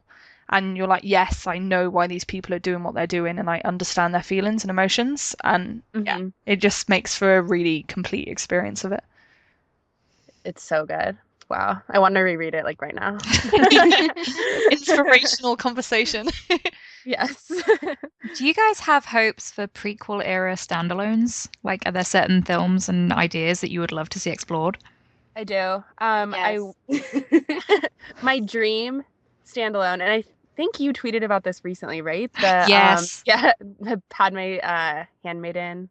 Yeah. Oh my God, that would be amazing. So good. I don't think it would ever happen, to be honest, because I just don't think that they could get those actresses back. But if they could and they could swing it, I think that would be so good, and it's such an amazing statement on, you know, the Star Wars film canon as a whole. I would love it. I missed that tweet. What's this idea? Oh, I said that I would love I would love a standalone about the Naboo royal handmaidens. And I said it could be Sofia Coppola who directed it, just because it would have that awesome like Marie Antoinette vibe. But I mean, they wouldn't even have to do it necessarily with Padme's handmaidens, because they could just have a look at like that Naboo royal court culture, right? But that's something that I really love about the Phantom Menace, that you have these like 14-year-old girls running around kicking ass. It's awesome. Yeah. To me, that's the highlight of the Phantom Menace.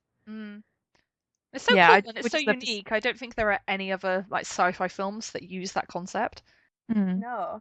It would be really cool to see that explored in a standalone or something like that. I mean, I've said before, I would love to see a Leia standalone, but a Padme one would be even better, really, because you just feel like she is underappreciated in general in the Star Wars canon. Padme deserves more. I think I would love to see like some sort of political thriller in the prequel era, like someone who's working in the Senate figures out what Palpatine is doing and it's like a race against the clock. Like, is he going to be able to tell everyone? Like, are they going to save the galaxy? The answer is no, because like Palpatine offs them or something before they get to tell everyone that Palpatine is like Dark Lord of the Sith. Because I think that would be a really great chance to, one, I think you could have Padme in that film too, but I also think it would be fun to see like these other people kind of operating within the Senate, that not everyone in the Senate just like blindly followed Palpatine. Like there were some other people who had ideas about what was really going on and wanted to stand up and do something about it. I think that would be really fun. Yeah. I've seen it suggested before on Twitter that there could be a standalone to bring it back to the handmaidens, but also political intrigue. The handmaidens like investigating Padme's death because they don't believe it. And I think that would be a really good movie, or even a comic book. I don't even know. It could be great. Yeah, there's so much rich stuff there to mine. Like you could tell hundreds of stories if you wanted to, which is Totally part of why that world is so exciting. Yeah, there's so much. I mean, I really want my Ahsoka movie, but like that's kind of top of my list, honestly. It's like an Ahsoka movie that takes place like right after she left the Jedi Order. Or like a whole other TV series about Ahsoka, just like more Ahsoka. That's what I think would be great. That is the key. Yeah, that's really the key. Right, that was a really wonderful discussion, but I think we should probably wrap it up about there. Are there any like final words you guys would like to say to people about the prequels? Like maybe people who are a bit, I don't know, like skeptical about them. Like, is there any like words of encouragement you'd like to give people?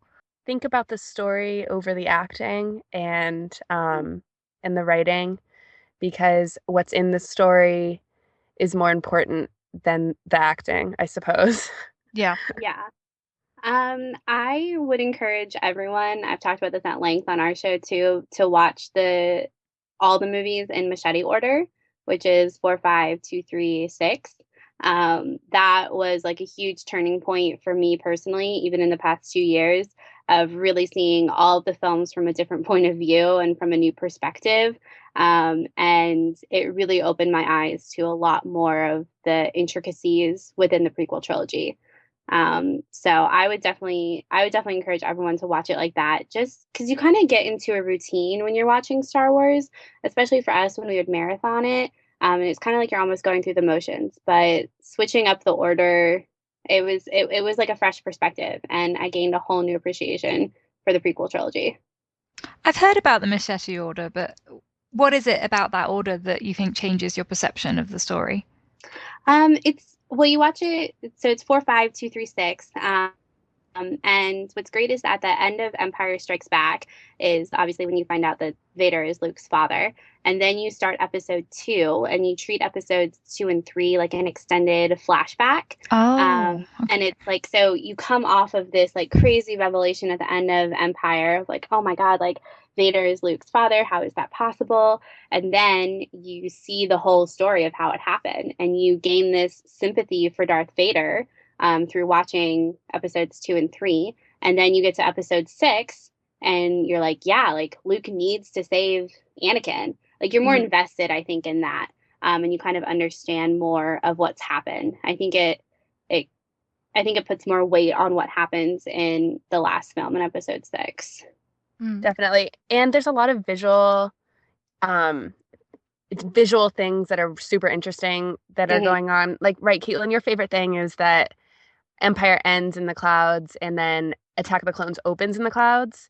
So it's really kind of cool. And then also it preserves the surprise of Leia being Luke's sister until the end of Revenge of the Sith. So that is still a surprise, basically, because right after that you go into Return of the Jedi. It's really great. It's really great. You make a very compelling case. I want to do that. Yeah. Yeah, I think that is an interesting idea, because a lot of people do just kind of separate the prequels as if it's this thing that's not related. And that probably does contribute to this idea that Vader and Anakin are different people, right? Yeah, exactly. But I mean, it's like you end Revenge of the Sith with Anakin's fall and you see him put on that mask. but it's like it's more fresh in your mind that he was Anakin Skywalker, and that there is something redeemable in him when you get into Return of the Jedi. It's I gush about the Machete Order all the time, so I would definitely encourage people to watch Machete Order. Just give it a shot. You'll at least like get to see the films in a new order, and that in and of itself is really fun. Yeah, that just reminded me of, like, I know this is not really that related, but you know, the iconic now scene of Vader in Rogue One, like just completely destroying all of those rebels. I find it so interesting that fandom has like really celebrated that scene, but Me it doesn't make people question whether Vader should have been redeemed. Like, I know there was some controversy when George Lucas decided to show Anakin killing all the younglings, like, oh well, how did he redeem him after that? But everyone is just okay with seeing Vader his most ruthless and terrifying. But Kylo Ren is like seen as, oh, he can't be redeemed now, you know? To me, it is so bizarre because that whole Rogue One is like a very emotional movie. And to me, I was so scared. Like, I was shaking from that Vader scene. And I hear people say that they were like smiling and they loved that. I was like, this is terrifying. So I agree. It's kind of an interesting thing, an interesting conversation that goes around with that particular scene. I think it really goes back to like fan favorite Han Solo. Like that is crazy. Like that blows people's minds that someone can come back from that. And people kind of forget all of these things that were built up in Vader, like in Anakin turning to the dark side. Because I think they are so separate. Like you had the prequel trilogy and the original trilogy, and you have this huge time gap between them. Whereas with Kylo, it's going to be a much more condensed timeline, I would imagine. Yeah, I do wonder if it's whether a character is masked while they're doing these things as well. Like, you know, if you'd seen Anakin with his hood up killing all of those rebels rather than Vader in the suit, would it have been so much more horrifying for people? Yeah, there is like a dissonance with that. That's interesting. Yeah. I definitely think it hurts people more with Kylo that he kills his father when he's like unmasked, because it does immediately make it so much more like personal and intimate, and you can't escape in that scene the fact that this is a son killing his father. Like, whereas when Darth Vader does all this horrible stuff, he's got the mask on, he's got all like the gear on and the cloak and everything. There is not that same sense of like intimacy, or like you almost forget there's a person there. It's just like, what a badass. There's not like the emotional aspect. And it's also people you don't know. Yeah. Like that Vader's killing also. It's like the younglings, it was horribly tragic, but we didn't know any of them. And then like the Trade Federation, it's like, well, we didn't really like them, so then the rebels, it's like, oh, those are rebels, but it's not like you can put a name to any of them. And in A New Hope as well, like, I know Vader kills Obi-Wan, but you don't have any of that kind of emotional weight there. So compare it to like their fight at the end of Revenge of the Sith. You don't really get that sense, even though you know that they knew each other. It's just not quite the same. Totally. Yeah. No, really interesting discussion, guys. So yeah, thank you so much for coming on. We really, really enjoyed it, and I think we had a great chat. Would you like to tell us where people can find you and where people can listen to your podcast? Well, first of all, thank you so much for having us on the show.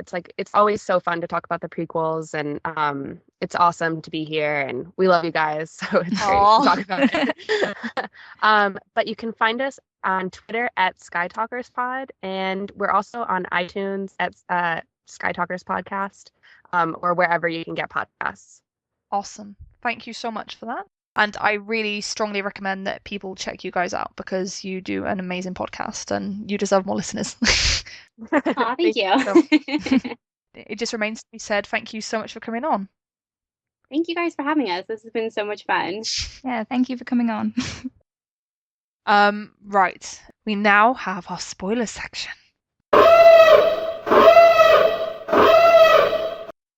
I shouldn't. Do it.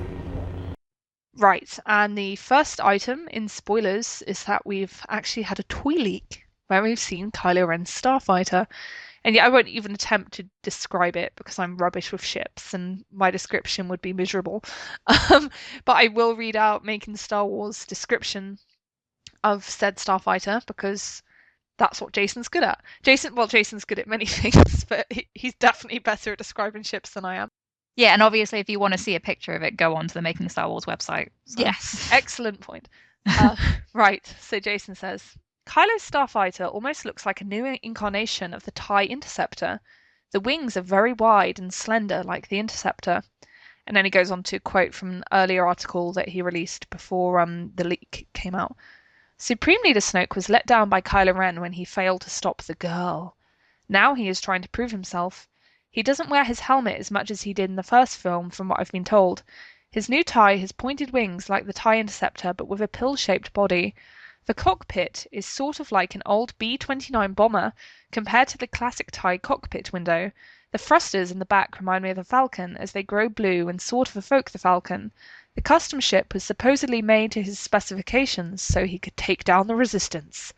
And I believe we see Kylo fly from the Mega Destroyer in his new ship. So yeah, what did you think about our first look at this ship, Kirsty? It's impressive. Like I am not a ship expert. Not this kind of ship anyway. Sorry. Actually, I'm not even an expert in those kind of ships. Only yeah, one ship, Kirsty. Exactly. One specific ship. But yeah, like it looks cool. Like I liked his limo, as they called it in The Force Awakens, but this one looks cool and I'm excited to see him fly it. Like we've been getting hints that we'll see him flying. So yeah. Don't know what else to say. Like they've, it's interesting to have these references to things like the Falcon, and also that it's like a weird cross between Vader's tie and the Falcon. And like that could say interesting things about the character. Not that it would not be explicitly referenced in the movie, but for people who know these little details, it does kind of inform the character a bit more. That it's that whole you can't deny the truth of your family. That he's still kind of referencing his family in these different ways. Yeah. There's a really cool design element. Like I say, it's a subtle thing, but I'd imagine it reflects the themes that are going to be present in the film about this duality between like Kylo as Han Solo's son and Kylo as the grandson of Darth Vader, and those two different aspects of himself like duking it out almost. But yeah, didn't Jason like indicate that it's going to be a two-seater ship at some point in the past?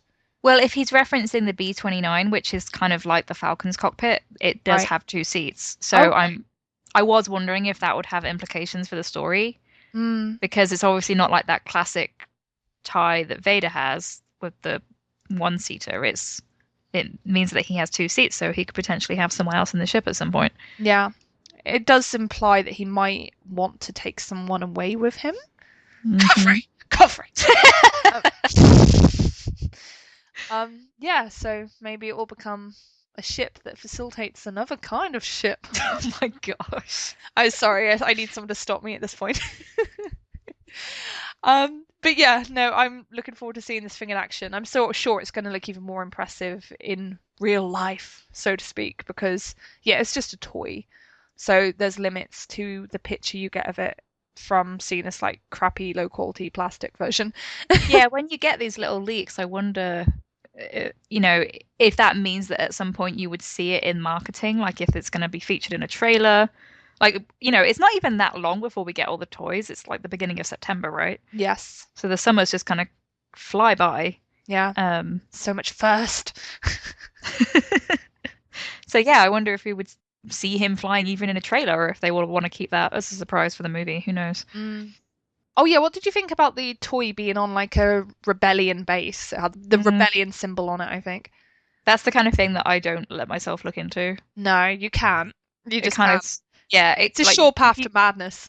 Right. You have no idea who decided for that to happen. Like if it was just kind of an employee at the shop that took a photo and put it on the website, or like you can drive yourself crazy with that kind of thing. So I would definitely not look into that as evidence of any kind of redemption. I mean, we have enough evidence for that kind of thing. So, yeah, that's just like, it could be, it could not. I think it's most likely to be a mistake. I don't for a minute see them like intentionally marketing that aspect of Kylo right now in the toys. Well, exactly. If it was intentional, it would be a massive spoiler, which is kind of strange. So exactly. Right, then the next story is that a coded list of Star Wars The Last Jedi toys has leaked. Yeah, there's been lots and lots of leaks along these lines recently.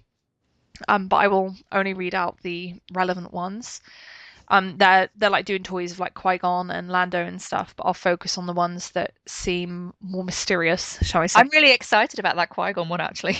Yeah, is that going to be the first Qui-Gon Black Series? I don't know, actually. I don't have a Qui-Gon, and I really like the character, so I'll probably be buying this one, but I don't know if one already exists out there. Yeah, be nice to see that sexy hair. Just like Rey's hair. Exactly. Yeah, rage in. That's clearly waiting to happen. Right. So yeah, the toys listed on this leaked list are Cool Beta, Foxtrot, Blue Leader, Victor 2 with Throne, and I think that means GameStop exclusive. And then Victor and Guards of Evil 4-pack. And Gods of Evil 4-pack is going to cost $90, which is ridiculous. But yeah, that's insane. Yeah, so did you get anything from this, Kirsty? Have any theories or ideas? Well, I'd heard that Foxtrot was Rey, or at least what people were speculating. The Victor stuff seems to be kind of up for debate because some people think it's Snoke and some people think it's Kylo, but because wasn't there one that said that he had a saber or something? Yeah, I think there's another list along those lines. And people are like, would they really be selling a Snoke toy of a saber? Right. Which is a good point. I have seen some speculation that Tango Red, which is another code that's been used, could be Kylo, but yeah, we don't know. Yeah, that would make more sense because obviously the red would refer to his saber, and if Snoke sat on a throne, which we've heard from other spoilers, that just seems to make sense, right? Yeah. And I think it's interesting that we would get Snoke toys now because that I know we've heard those spoilers, so it's like yes, he's going to be demystified to some extent, but obviously you don't have anything like that already. Yeah. So it does make you wonder if he's going to play a bigger part in this movie as opposed to just being the mystery box that he was in The Force Awakens. Yeah. For the sake of avoiding like a fandom meltdown, I really hope that we like get Luke toys at least at the same time as Snoke toys. So there will be riots in the street if we get a Snoke toy before we get a Luke toy. So it'll be That's like we will bring them down. So yeah, Luke has got to be one of these. Like, or at least there's got to be a Luke figure somewhere in the mix because I don't think this represents the whole range. What about Cool Beta? Could that be Luke? Could be, yeah. I'd guess it was a male character of some description, but yeah, it's so hard. Gods of Evil are interesting. I know Jason Ward on Making Stars, he's talked about Snoke having Praetorian guards. So yeah, they seem like the safest bet for who that could refer to. But yeah, I like that there's not much effort to like code that. It's just Gods of Evil. Yeah, it's like that turned out to be someone from the Resistance. Like, sight, haha, you thought it was evil, but actually it's the good guys. It's these team of like Resistance engineers. Yeah, it's just so cute. Like, just I know we're doing the exact same thing, but like, I just love Star Wars fandom. It's so hilarious that we're all like trying to obsessively decode these, and they're toys that we're all gonna get in a few months. Like, chill. I know, it's really funny. Yeah. Right, to move swiftly on, we then have some leaked Han Solo concept art. And yeah, like, again, this stuff is mostly of ships, and I'm rubbish at describing ships. There's also a lovely little illustration of Alden Ehrenreich as Han. He looks like Han, which one would expect. And yeah, the ships look cool. Very functional. I'm just thinking, like, if people want to hear these ships being discussed and analysed, there's probably like 100 other podcasts out there that are better to listen to than us. This is not our strength. And we will readily admit that this is not our strength. But yeah, they do look like cool ship designs, but I'm just the kind of person where with ships I can't say much because yeah, actually I guess the only one I can say something about is that it looks like there's kind of like a pod racer one in there. It's like the last one I've put in the notes, Kirsty. Like you can see it has just like a single rider on it, and I do find that interesting because that is interesting. Yeah. Because like I mean, it's been hinted that like we know from Bloodline that Han was a racer. So is that something that could have been part of his past as well, like where he used to smuggle, he used to race, gamble, like all sorts? I think that'd be a really cool thing because like in Bloodline, we obviously see him go back to that as like his post-military career. So he's in like the racing circuit, and I think it would be really nice to see the origins of that when he's a young man, Mm. and like see him as one of the people like on the ships, because you do get the impression from Bloodline that he's more like a supervisory role. He like mentors people and doesn't do so much of like the racing himself. Yeah. So yeah, it'd be cool to see him like in his prime, so to speak, doing that. Yeah, and I would also just love a reference like that to the Phantom Menace. Mm, But I like the idea that they could potentially be having a more direct reference to the prequels there. yeah, And like an acknowledgement that this is part of the culture of the galaxy. yeah, So it doesn't even necessarily need to be like a callback. It's just, yeah, pod racing and other kinds of ship racing are just something that happens a lot in the galaxy. yeah. And I guess in kind of a weird way, it draws a parallel between Han and his father-in-law. Exactly, which no one would have expected. How touching. Yes. And just the other thing I want to quickly say is either the person that put those pictures up on eBay is incredibly stupid and did Oh not my understand gosh. that NDA, or they were stolen. I don't see any other options. Like, That's the big part of the story, really, isn't it? That yeah, the stuff appears on eBay.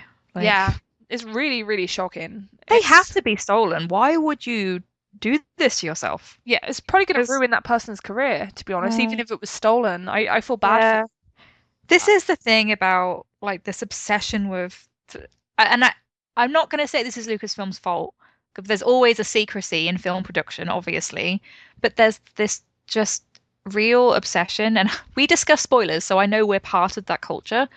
But there's just such an emphasis on like finding everything out, and like there not being this mystery and people obsessing over concept art before it comes out, and it's just these are people's careers, right? Yeah.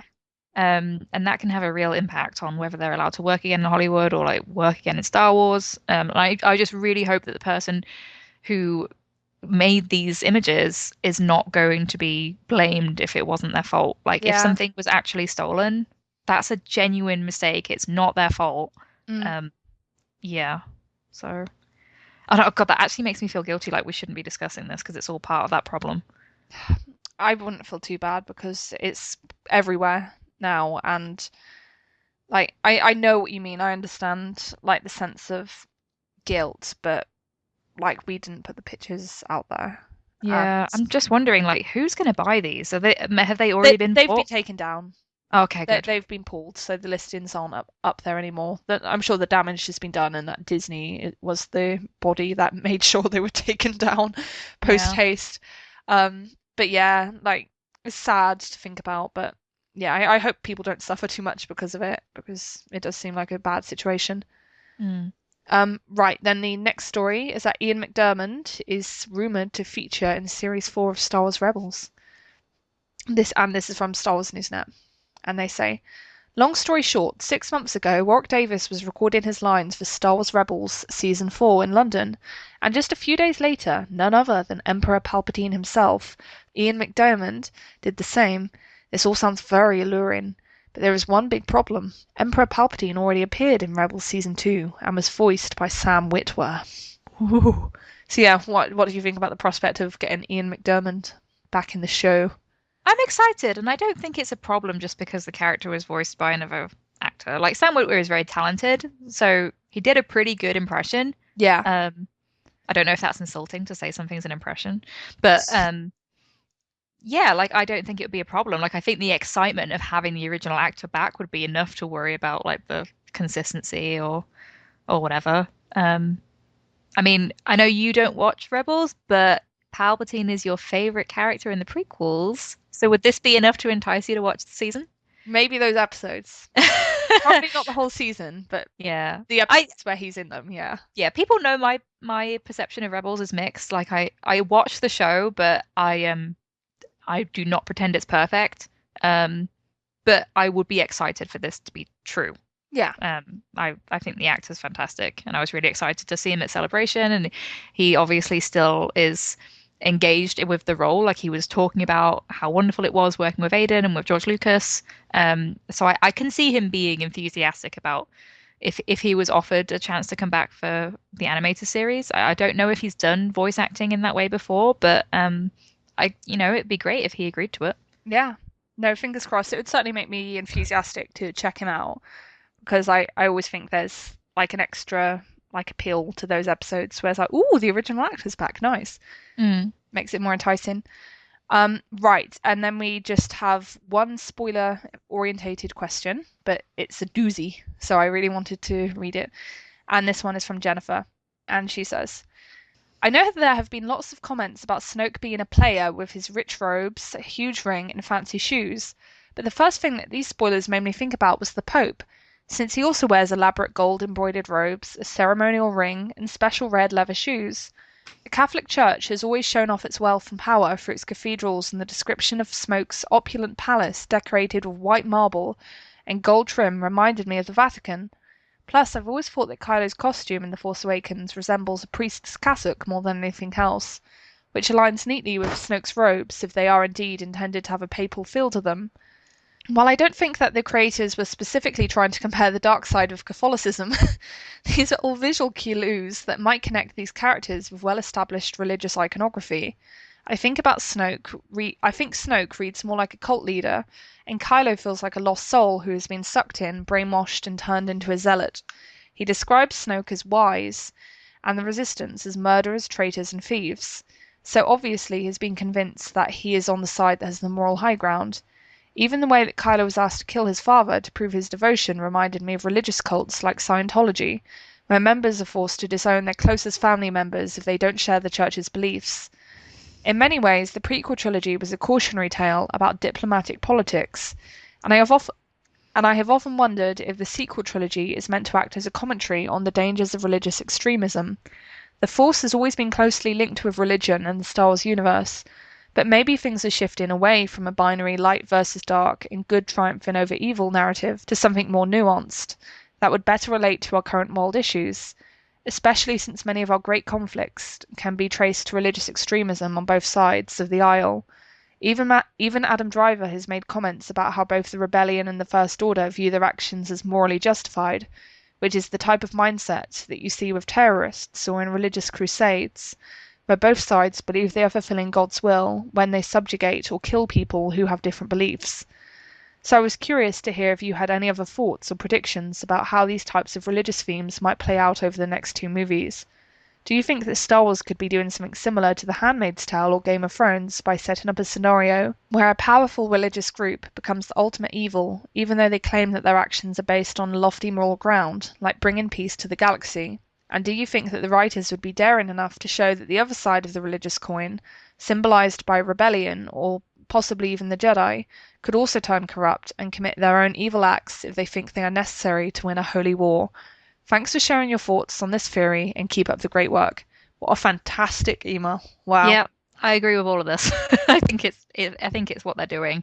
Yeah. And I don't think it's new to the saga because they kind of did this with the prequels, right? Like you very much had the Jedi in their ivory tower, just somehow ignoring the fact that the dark side was all around them. Yeah. And not understanding why, because they'd really lost touch with the true values of being a Jedi. So I think this is what they're doing, and I think she's right that it's all backed up by these ideas, with parallels to real life political climate right now. What Adam Driver's talked about, J.J. Abrams comparing Kylo to a terrorist in the commentary. I do think not necessarily too literally with the brainwashing, but the idea that he has been influenced as a young man with lots of power and potential. You get these real life parallels with young men who are indoctrinated into extremist organizations. And that's a big part of why I feel like Kylo is going to be redeemed, because I don't think the overall message would be that those men are too far gone or lost. Yeah. Like I think the overall message would be one of hope and reconciliation. So yeah, I think that is where they're going with the Snoke imagery. Like I know we were joking about, oh, he sounds like Donald Trump.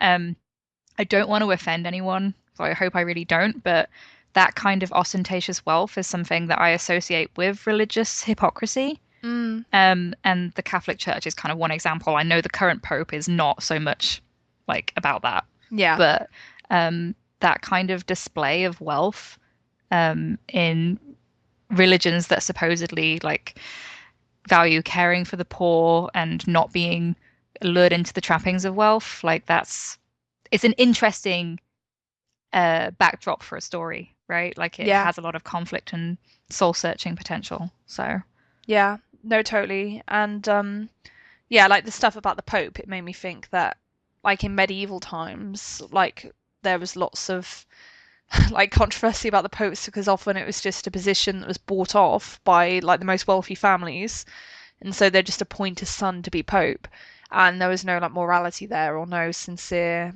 like piety, so these people would just like use their wealth for like selfish purposes and like gild themselves and like enrich themselves at the expense of the poor, even while spouting this religious hypocrisy. And like you said, Kirsty, I don't think that's what's happening with the current pope or like the modern Catholic Church, but I do think that's something that's happened in history, and Star Wars has drawn upon like historical scenarios and historical conflicts before.